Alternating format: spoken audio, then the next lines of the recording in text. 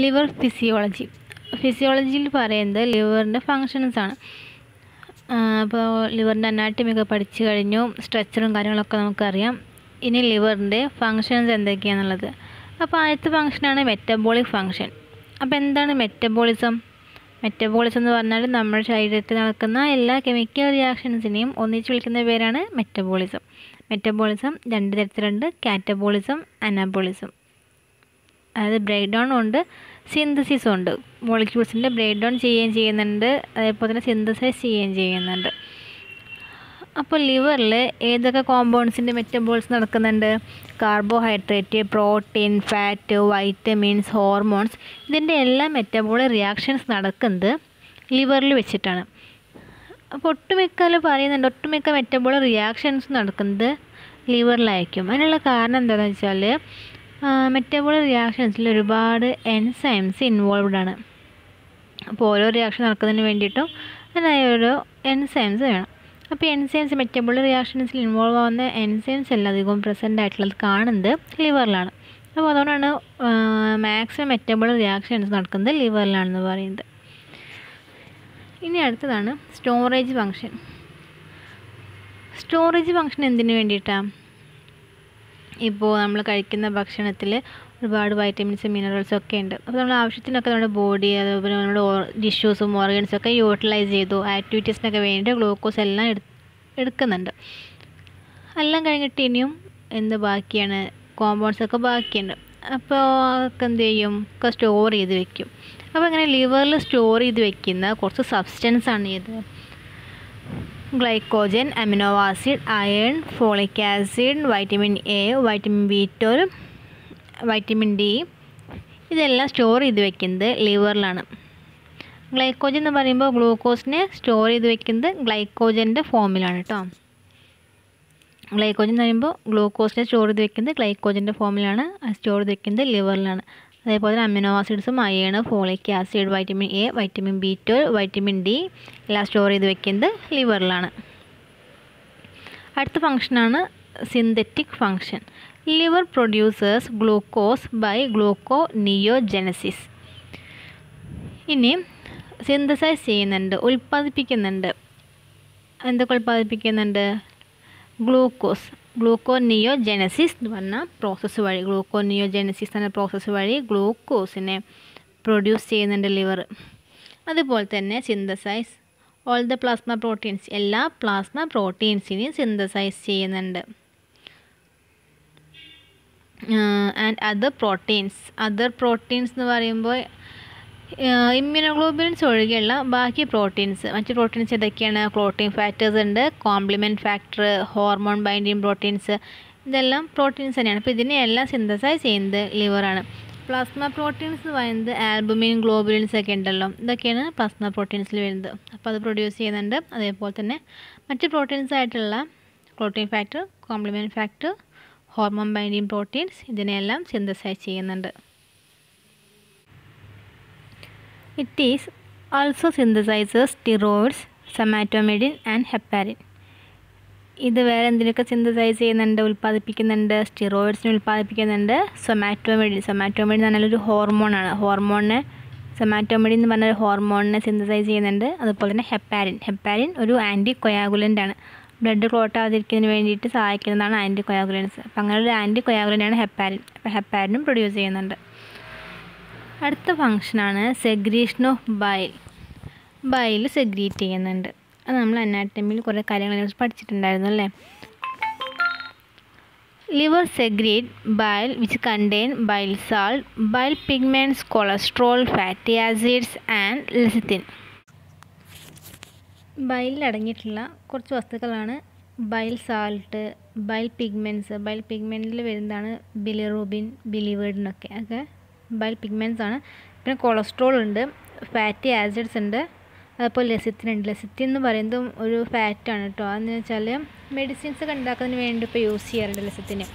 Alzheimer's disorders ഉണ്ടല്ലോ, memory loss വന്ന disease Alzheimer's, അപ്പോൾ അതിനൊക്കെ ട്രീറ്റ് ചെയ്യുന്നതിന് വേണ്ടിയിട്ടൊക്കെ ലെസിത്തിനൊരു മെഡിസിനായിട്ടൊക്കെ യൂസ് ചെയ്യുന്നുണ്ട്. അപ്പോൾ ലെസിത്തിൻ എന്ന് പറഞ്ഞാലൊരു ഫാറ്റാണ്. അപ്പോൾ നമുക്ക് ഫുഡ് വഴി കിട്ടുന്നൊരു ഫാറ്റാണ് ലെസിത്തിൻ. അപ്പോൾ ഇതൊക്കെ ഇതിലുണ്ടായിരിക്കും? ബൈലിലുണ്ടായിരിക്കും. The function of bile are mainly due to bile salt. ഈ ബൈൽ സാൾട്ടിനാണ് കുറച്ചുകൂടി പ്രാധാന്യം കൂടുതൽ. ബൈൽ സാൾട്ടാണ് മെയിൻ കമ്പൗണ്ട് എന്ന് പറയുന്നത്. അപ്പോൾ ബൈൽ സാൾട്ട് എന്തിനാണ് വേണ്ടിയിട്ടാണ്? Bile salts are required for the digestion and absorption of fat in the intestine. ഇൻറ്റസ്റ്റൈനിലുള്ള ഫാറ്റിൻ്റെ, നമ്മൾ കഴിക്കുന്ന ഭക്ഷണത്തിൽ ഒരുപാട് ഫാറ്റ്സ് അടങ്ങിയിട്ടുണ്ടെന്നുണ്ടെങ്കിൽ ആ ഫാറ്റിനൊക്കെ ഇൻറ്റസ്റ്റൈനിൽ വെച്ചിട്ട് അബ്സോർബ് ചെയ്യുന്നതിന് വേണ്ടിയിട്ടും വലിച്ചെടുക്കുന്നതിന് വേണ്ടിയിട്ടും അപ്പം ഡൈജസ്റ്റ് ചെയ്യുന്നതിന് വേണ്ടിയിട്ടും ദഹിപ്പിക്കുന്നതിന് വേണ്ടിയിട്ടൊക്കെ ബൈൽ സാൾട്ട് ആവശ്യമാണ്. Bile helps to carry away waste products and break down fat which are excreted through faeces or urine. നമ്മുടെ ശരീരത്തിലുള്ള വേസ്റ്റ് പ്രൊഡക്ട്സും അതേപോലെ തന്നെ ബ്രേക്ക് ഡൗൺ ചെയ്തിട്ടുള്ള ഫാറ്റ്സിനൊക്കെ റിമൂവ് ചെയ്യുന്നതിന് വേണ്ടിയിട്ട് ഇതുവഴി ഫീക്കസ് വഴിയും അതേപോലെ യൂറിൻ വഴിയും ഫീക്കസും വഴിയൊക്കെ നമ്മുടെ ശരീരത്തിലുള്ള വേസ്റ്റ് പ്രൊഡക്ട്സും അതേപോലെ തന്നെ ബ്രേക്ക് ഡൗൺ ചെയ്തിട്ടുള്ള ഫാറ്റ്സിനൊക്കെ റിമൂവ് ചെയ്യുന്നതിന് വേണ്ടിയിട്ട് ബൈൽ സഹായിക്കുന്നുണ്ട്. അടുത്ത ഫങ്ഷനാണ് എക്സ്ക്രീറ്ററി ഫങ്ഷൻ. അതായത് നമ്മുടെ ബോഡിക്ക് ആവശ്യമില്ലാത്ത വസ്തുക്കളൊക്കെ പുറന്തള്ളുന്നതും ലിവറാണ്. അപ്പോൾ എന്തൊക്കെ വസ്തുക്കൾ പുറന്തള്ളുന്നുണ്ട്?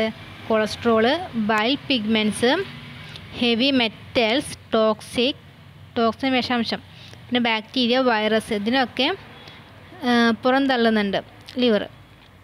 എന്തുവഴി? ത്രൂ ബൈൽ വഴി. അടുത്തതാണ് heat production. Enormous amount of heat is produced in liver because of metabolic reaction. ലിവറിൽ ഒരുപാട് മെറ്റബോളിക് റിയാക്ഷൻസ് നടക്കുന്നുണ്ട് എന്നുള്ളത് നമ്മൾ മുന്നേ പറഞ്ഞിട്ടുണ്ടായിരുന്നു. അപ്പോൾ ഇങ്ങനെ മെറ്റബോളിക് റിയാക്ഷൻസ് ഒക്കെ നടക്കുന്ന സമയത്ത് വളരെ വലിയ എമൗണ്ടിൽ ഹീറ്റ് പ്രൊഡ്യൂസ് ചെയ്യുന്നുണ്ട്.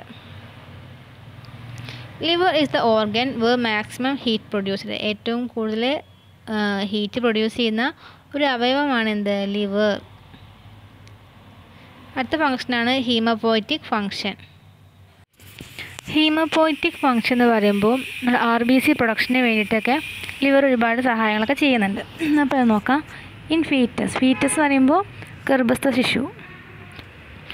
ഈ ഗർഭസ്ഥ ശിശുവിൽ liver produces the red blood സെൽസൊക്കെ പ്രൊഡ്യൂസ് ചെയ്യുന്നത് ലിവറാണ്. അതായത് ഗർഭസ്ഥ ശിശുവിൽ ബ്ലഡ് സെൽസ് പ്രൊഡ്യൂസ് ചെയ്യുന്നത് ലിവറായിരിക്കും. അതായത് ലിവർ സ്റ്റോർ ചെയ്യുന്നുണ്ട് എന്തൊക്കെ?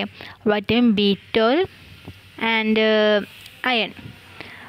ലിവർ വൈറ്റമിൻ B12ഉം അയണും സ്റ്റോർ ചെയ്യുന്നുണ്ട്. വൈറ്റമിൻ B12 എന്തിനു വേണ്ടിയിട്ടാണ്?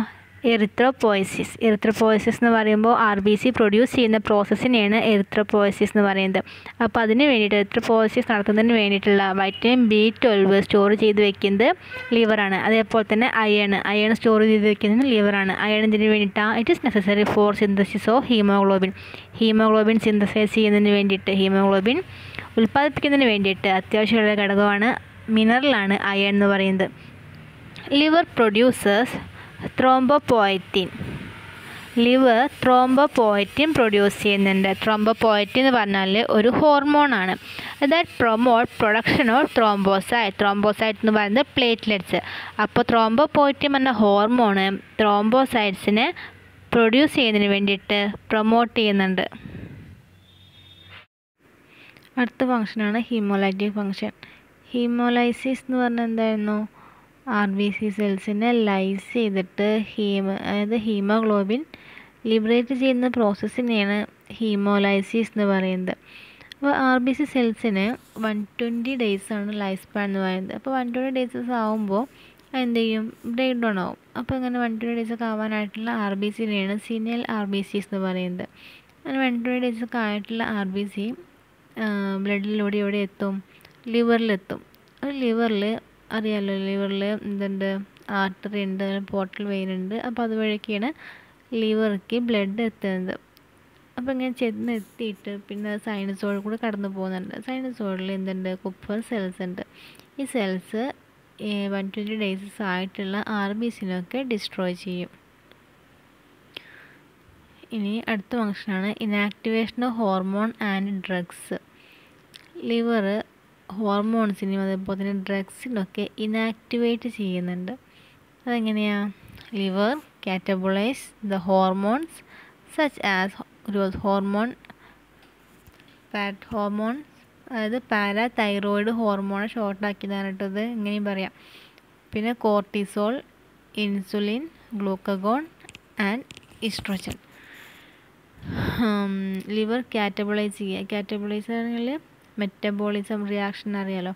അതിൽ കാറ്റബോളിസം ഉണ്ട്, അനബോളിസം ഉണ്ട്. കാറ്റബോളിസം എന്ന് പറഞ്ഞാൽ ലാർജർ മോളിക്യൂൾസിനെ ബ്രേക്ക് ഡൗൺ ചെയ്തിട്ട് സ്മോളർ മോളിക്യൂൾസ് ആക്കുന്ന പ്രോസസ്സിനെയാണ് കാറ്റബോളിസം എന്ന് പറയുന്നത്.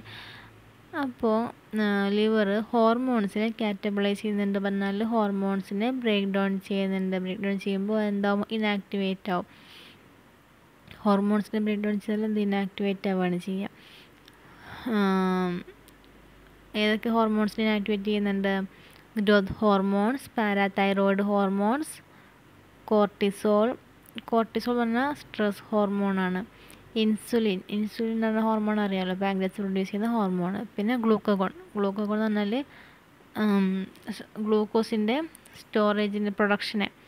ഗ്ലൂക്കോസിൻ്റെ പ്രൊഡക്ഷനെ സ്റ്റിമുലേറ്റ് ചെയ്യുന്ന ഹോർമോണാണ് ഗ്ലൂക്കഗോൺ. അടുത്തത് ഈസ്ട്രോജൻ എന്ന് പറഞ്ഞാൽ സെക്സ് ഹോർമോണാണ് കേട്ടോ.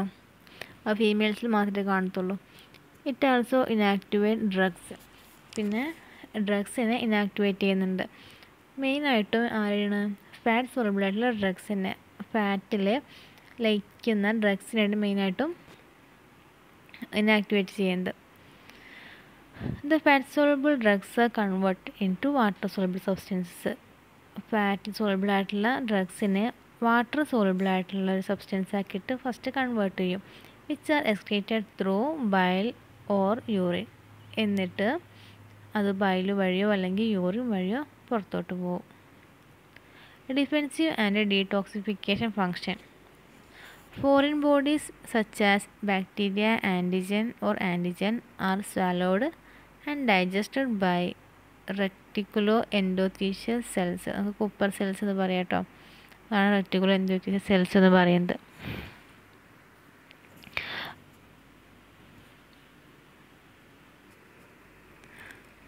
Cooper cells by phagocytosis. അതായത് നമ്മൾ ലിവറിലെത്തുന്ന ബ്ലഡ് വഴി ചിലപ്പോൾ ബാക്ടീരിയ ആൻറ്റിജനൊക്കെ ഉണ്ടെന്നുണ്ടെങ്കിൽ എന്താവും? അതിനൊക്കെ സൈനസോയിഡ്സിലുള്ള കുപ്പർ സെൽസ് സ്വാലോ ചെയ്യും, വിഴുങ്ങും, അതുപോലെ ഡൈജസ്റ്റ് ചെയ്യുകയും ചെയ്യും. അപ്പോൾ ഇങ്ങനെ സെൽസ് ഇങ്ങനെ സോൾവ് ചെയ്യുക, അത് വിഴുങ്ങി ഡൈജസ്റ്റ് ചെയ്യുന്ന ആ പ്രോസസ്സിനെ നമ്മൾ ഫാഗോസൈറ്റോസിസ് എന്ന് പറയുന്നത്. അപ്പോൾ ഫാഗോസൈറ്റോസിസ് വഴി ബാക്ടീരിയനെയും അതേപോലെ തന്നെ ആൻറ്റിജനൊക്കെ കുപ്പർ സെൽസ് ഇല്ലാതാക്കും. പിന്നെ liver cells are involve in the removal toxic property of various harmful substances. This process is known as detoxification. Liver cells toxic ആയിട്ടുള്ള, അതായത് ഹാംഫുൾ ആയിട്ടുള്ള സബ്സ്റ്റൻസിൻ്റെ ആ ഒരു ടോക്സിക് പ്രോപ്പർട്ടി ഉണ്ടായിരിക്കുമല്ലോ, ആ ഒരു ടോക്സിക് പ്രോപ്പർട്ടിനെ റിമൂവ് ചെയ്യും. ഹാംഫുൾ ആയിട്ടുള്ള സബ്സ്റ്റൻസിൻ്റെ ടോക്സിക് പ്രോപ്പർട്ടീനെ റിമൂവ് ചെയ്യുന്നുണ്ട് ലിവർ. അപ്പോൾ ടോക്സിക് പ്രോപ്പർട്ടി റിമൂവ് ചെയ്യുന്ന ഈ ഒരു പ്രോസസ്സിനെ വിളിക്കുന്ന പേരാണ് ഡീടോക്സിഫിക്കേഷൻ. ഓക്കെ, അപ്പോൾ ഈ ഡീടോക്സിഫിക്കേഷൻ പ്രോസസ്സ് രണ്ട് തരത്തിൽ നടക്കുന്നുണ്ട്. ഒന്നെങ്ങനെയാണ്? Total destruction of substances by means of metabolic degradation. Metabolic degradation വഴി ആ സബ്സ്റ്റൻസിനെ കംപ്ലീറ്റ് ആയിട്ട് ഡിസ്ട്രോയ് ചെയ്യാം, ഒരു വഴി. രണ്ടാമത്തെ വഴി എങ്ങനെയാണ്? Conversion of toxic substances in to non toxic material by means of conjugation. രണ്ടാമത്തെ എങ്ങനെയാണെന്ന് വെച്ചാൽ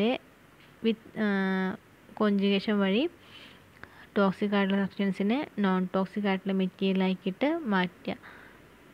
എന്തുമായിട്ടാണ് കോൺജുഗേറ്റ് ചെയ്യുന്നത്? നമുക്ക് ഗ്ലൂക്കറോണിക് ആസിഡ്സുമായിട്ടോ അല്ലെങ്കിൽ സൾഫേറ്റും ആയിട്ടോ ഈ ടോക്സിക് ആയിട്ടുള്ള മെറ്റീരിയൽസിനെ കോൺജുഗേറ്റ് ചെയ്യിപ്പിക്കുക, സംയോജിപ്പിക്കുക. എന്നിട്ട് എന്താക്കി മാറ്റുക? നോൺ ടോക്സിക് ആയിട്ടുള്ള മെറ്റീരിയലാക്കിയിട്ട് മാറ്റുക. ഇതാണ് രണ്ട് വഴികൾ. അപ്പോൾ ഇത്രയാണ് ലിവറിൻ്റെ ഫങ്ഷൻസ്.